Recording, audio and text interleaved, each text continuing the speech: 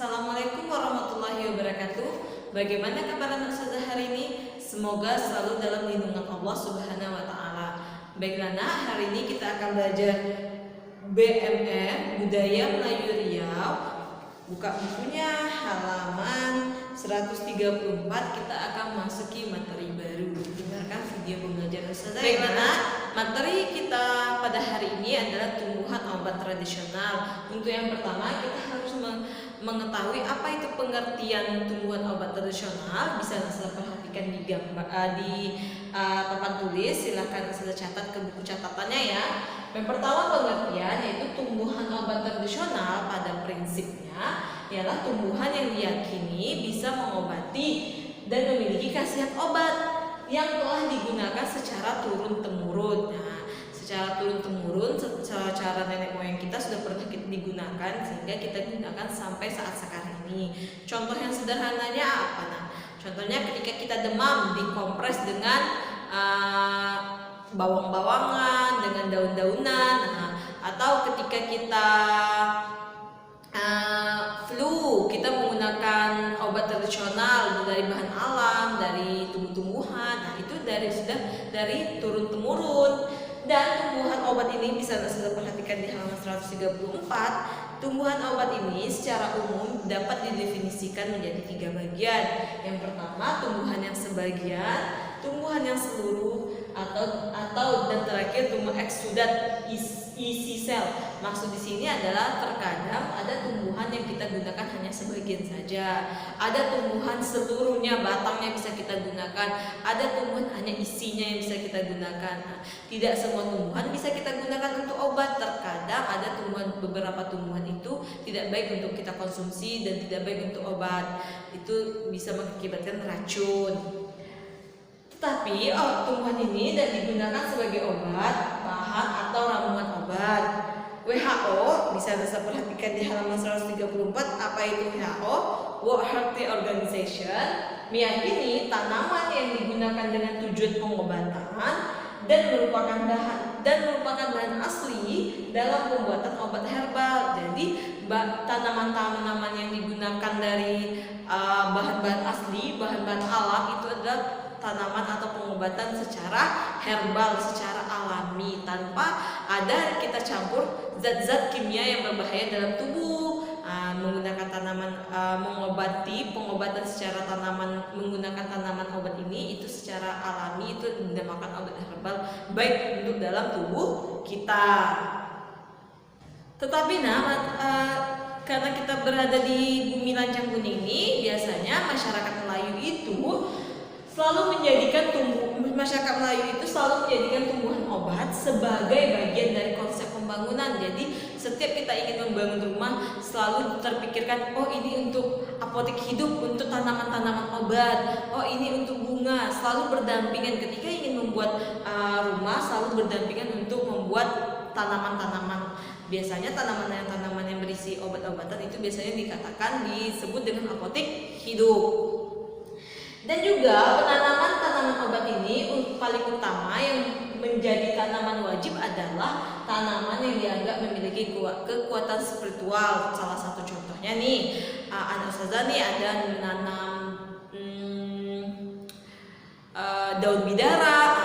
Daun bidara diyakini bisa mengusir makhluk-makhluk gaib yang mengganggu di perkarangan rumah kita. Jadi ditanamlah tanaman daun bidara. Atau salah satu contohnya nih, ada menanam pohon beringin.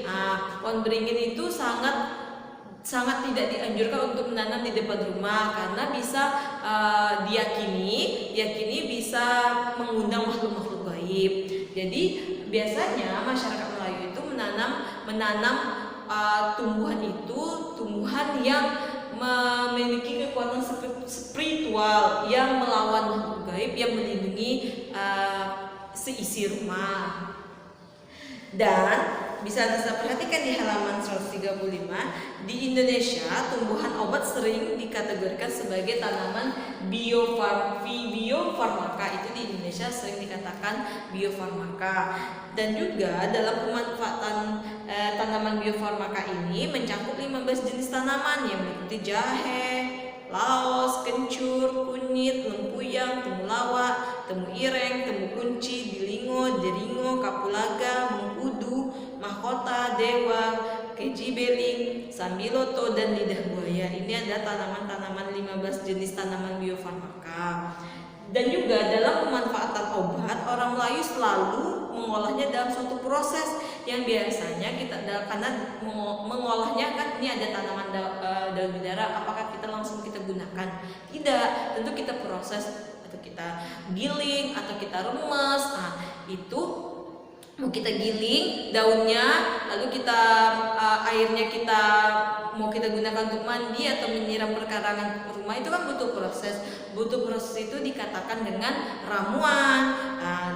Dan ramuan itu dapat dilakukan suatu kumpulan yang berasal dari kata ramu yang artinya tebas yang artinya tebas, dan mengumpulkan.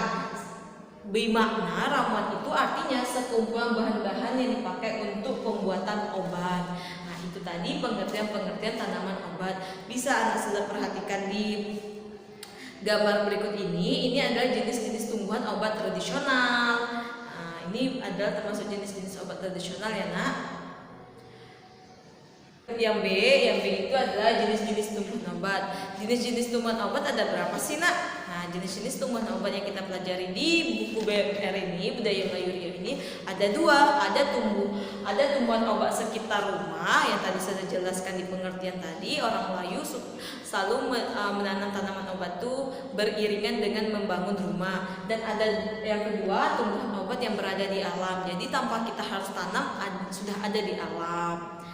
Kita akan jelaskan satu persatu.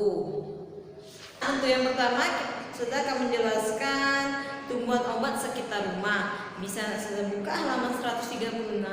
Yang pertama itu ada namanya setawar. Setawar itu mengobati demam, asma, cacing usus, dan luka bakar. Biasanya setawar juga sebagai bahan penawar racun. Bentuk setawar itu bisa sudah lihat di gambar di samping ini. Ini adalah gambar setawar. Yang B itu sirih. Sirih mengandung antiseptik, dapat mencegah gigi berlubang, mengobati sakit mata, penyegar mulut, dan pembersih kewanitaan. Dan juga sirih ini juga mengandung vitamin C, timin, niacin, riboflavin, dan karoten.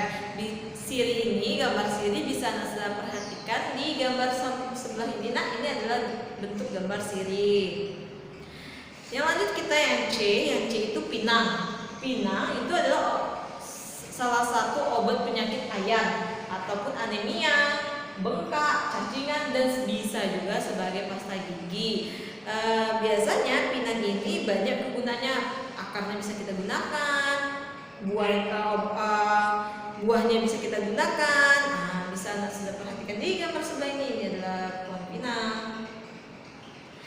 Yang selanjutnya adalah jerangau. Jerangau itu adalah obat untuk bayi yang kejang-kejang atau agar tidak diganggu oleh makhluk halus. Gimana sih nak gambar jerangau? Jerangau itu gambarnya seperti ini.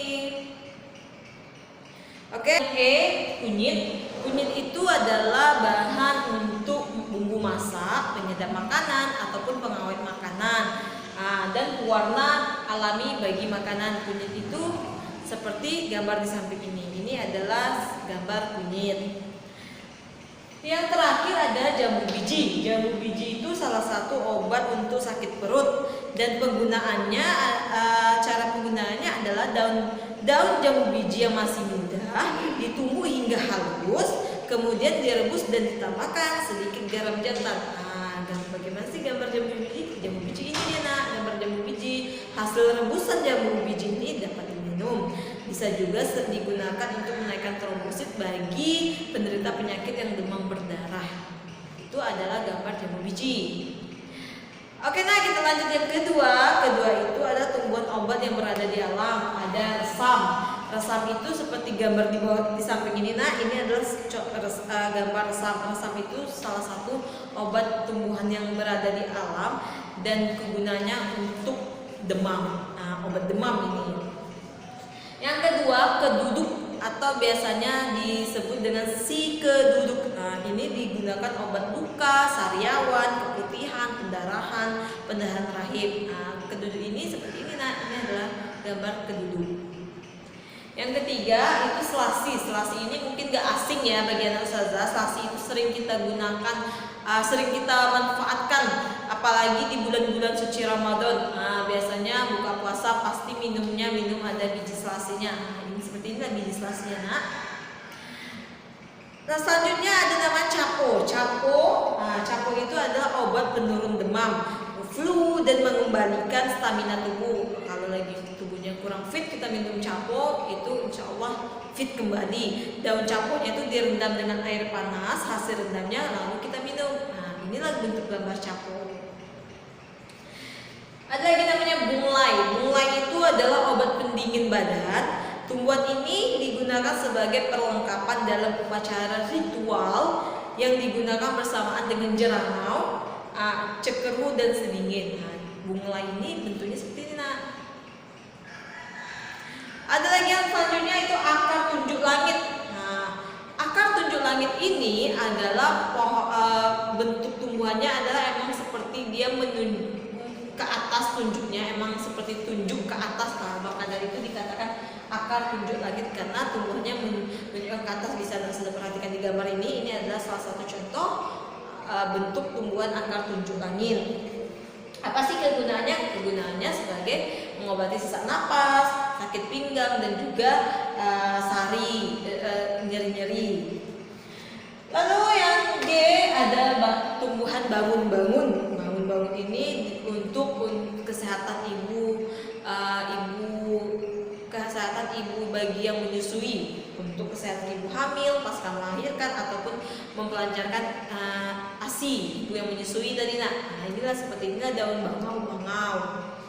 Yang terakhir adalah bunga kuning dan bunga merah. Bunga kuning dan bunga merah bisa perhatikan di gambar. Perhatikan gambarnya, bunga kuning dan bunga merah ini emang tumbuhannya dua warna ya, nak, bunga kuning dan bunga merah. Dan ini adalah sebagai obat demam atau obat keteguran, dan juga salah satu bunga yang digunakan untuk upacara ritual. Baiklah, nah, itu tadi materi pembelajaran ustazah tentang budaya Melayu Riau. Saya harapkan anak ustazah mengerti dan memahami. Jangan lupa dicatat ke buku catatan budaya Melayu Riau-nya. Semangat untuk kita semua. Semoga kita selalu dilindungi dari Allah Subhanahu wa taala, dijauhkan dari orang-orang yang sirik sama kita, orang-orang yang berbuat jahat sama kita. Amin amin ya rabbal alamin. Sudah akhiri. Assalamualaikum warahmatullahi wabarakatuh.